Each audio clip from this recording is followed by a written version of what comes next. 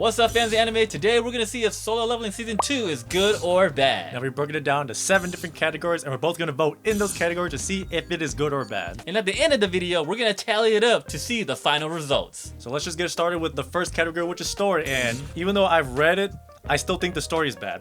Oh, of course. I mean, the story is nothing super huge, or like the story is basic as all hell. Like it is wholesome. He's trying to save his mom. That's the whole reason why he decided to do this in the first place, which he ends up doing. Like he does save his mom, but there isn't a overarching like bigger lore thing here. At least not yet. Yeah, it's not a strong point. When you watch Solo Leveling, you never hear, "Oh, let's watch Solo Leveling because of the story." It's so intricate. It's so deep. That's not the strong point. But however, they do execute whatever story they got going on.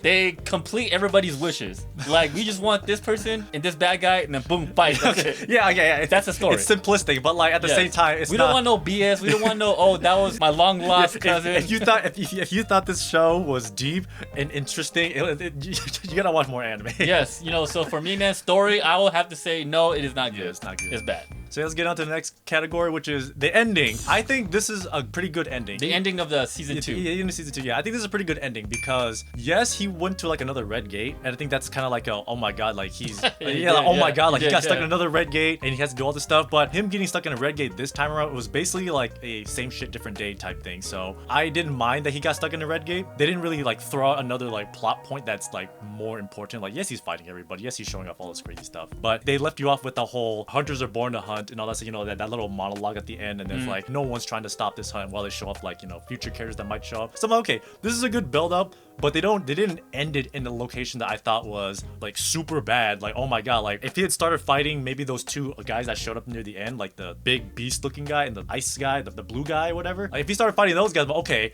now you just started a whole other problem. Now you have read the Manhwa, so that might be a spoiler in itself. I don't know if they fight, but I'm just saying, like, 'cause, like, I mean, obviously they destroyed those soldier guys. So I'm like, okay, so Genu might fight these guys. If he just randomly came back, he's like, oh, I forgot something, and then he just sees these guys and is like, who the hell are you? I will also say the ending is good. They pretty much wrapped up the Jeju Island arc, and that's what the biggest arc. That's what this whole season was mostly about, the Jeju Island arc. Especially since season 1, they kept talking about it a little bit about it. But now they did it right here. They wrapped it up, and they only introduced 2 new bad guys at the end, like you said, which is that little blue mage guy and the beast guy looking guy, and they didn't say anything else about him, which is good. They didn't have to reopen up a new arc. Yes, they pretty much wrapped everything up. We went to a farewell with the funeral guy. Chain's okay now, and let's get going. They introduced new stronger guys, which is the guy at the seas who did the X-Blade attack. Oh yeah, that guy. Yeah, cool. But other than that, the ending was good, man.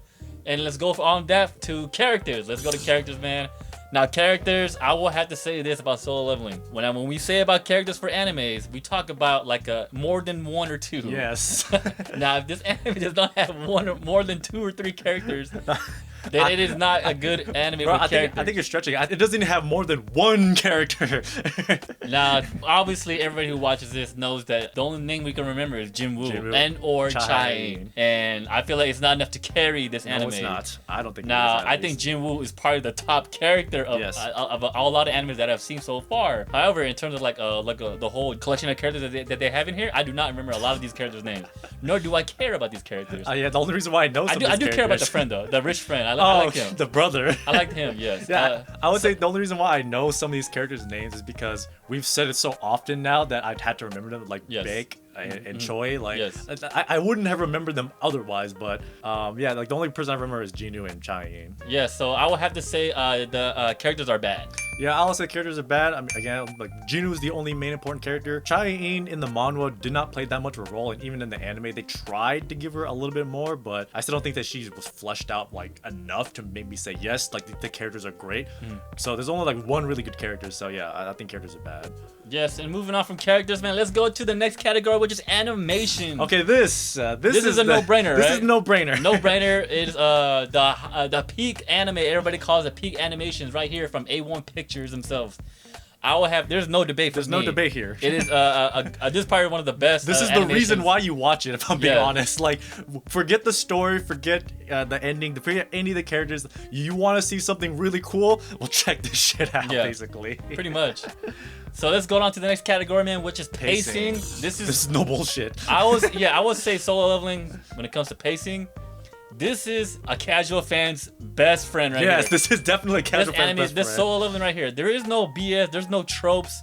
There's no anime cringiness. Yeah. A lot of people find, and it's all right here. They just want one main guy. He's powerful as hell. He gets what he wants. It's his journey. Yes. The only time he really struggles right in the beginning of the first episode of season 1. Other than that, man, there is no anything else that goes in his way, and that's what I feel like a lot of people watch cartoons and animes for. Sometimes they want to watch the guy that they like just bulldoze. Just go. Like he's the main character. They don't want why is he not the one doing everything? They don't want no sadness. They don't want no drama. They don't want no BS and all this stuff. And you brought to my attention one time, Crunchyroll, the worst episode that they had was when he was crying. Okay, and that was the only emotional part they had. Okay, that one I have no idea what happened there. I like that. I like that episode a lot. Yeah. Like everyone was like, "Oh, Gino has minus aura here." I was like, "Bro, he literally accomplished what he was trying to do. Like he spent all that time doing this."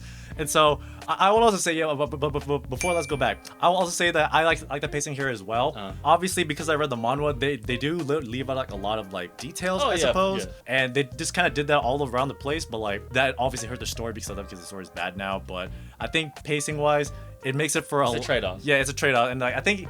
It was just really enjoyable to watch. I was waiting for the next episode. So I was waiting to see who was gonna fight and what the heck was gonna happen. Yes, man. And going from that, let's go on to the next category, which is OST music. We include openings and endings, man. And I will say it hits all categories. Yeah. I mean, it hits all the checks off all the numbers, all the boxes. And they don't really play like the hype music only when they need to, which is great. Yeah. So only when Jin was doing something crazy. Or super crazy, actually. Or with the Ant King, which is Biru, when he starts killing all the heads. Oh, they played Jinwoo's original theme. That part theme. was cool. That's probably one of my favorite parts, I'm not gonna lie. That part was such a big ass whiplash because the first time you hear is when Jinwoo killed all those hunters in the beginning. So it was cool, they got what they deserved. But now it's it was the reverse now. So no, you're killing off all the people that I care about now, you fucker. Yeah, so I would say yes, the OST is good. Yeah, I think the OST is great too. I mean, the opening's a banger too. The openings are bigger. I mean, I thought that I was done listening. Lisa, right? Yeah, I thought that I was done listening to a lot of her songs because the previous seasons of anime had a opening for her.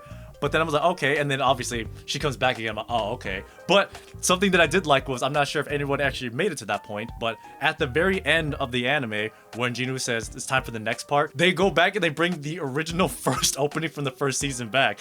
Let's get it. And I was like, yes, let's go. Yeah, that part was cool. Even though it was just all credits at that point, so I'm just saying. But regardless though, yeah, OST is great.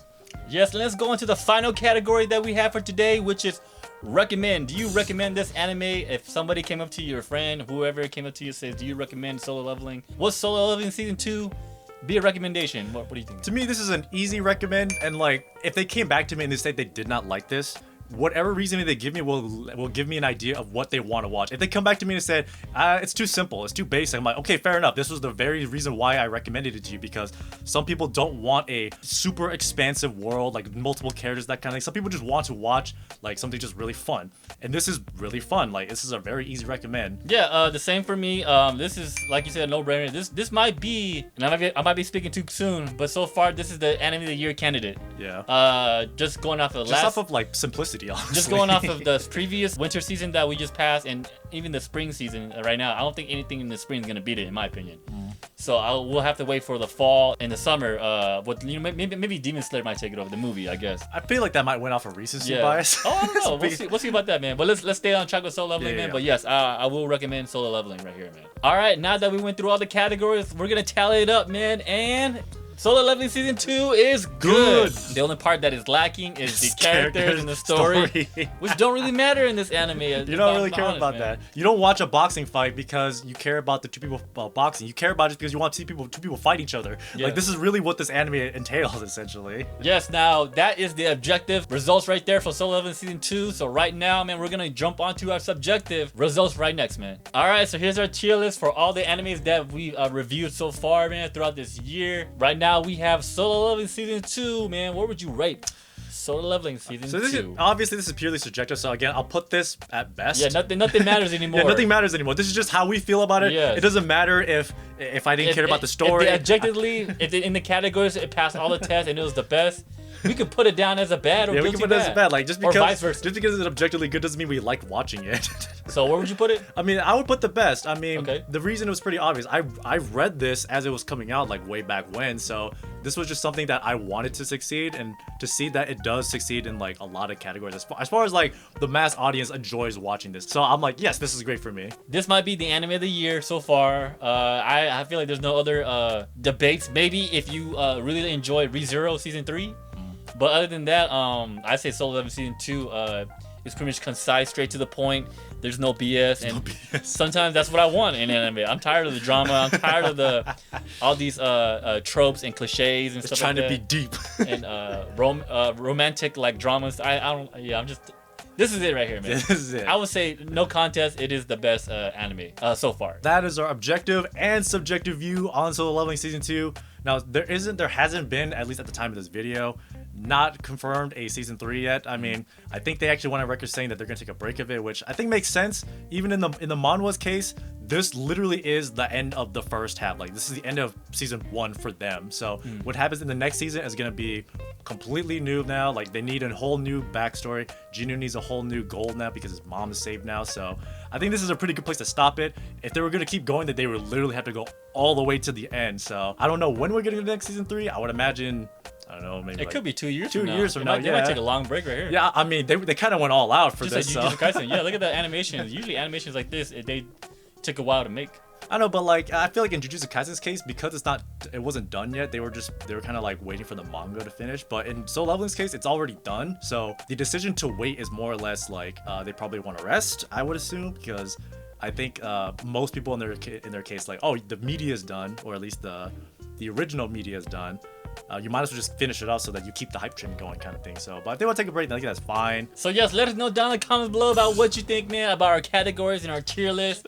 Especially if you're a manga reader of Solo Leveling, we want to hear your thoughts too. Yeah, especially if you're a hater. Like, I want to hear what you guys say about how bad this anime is. Like, for sure. Is it really too basic, or like, do the flashy lights and pretty colors not do it for you? That kind of thing. Yes. Until next time, thank y'all for watching.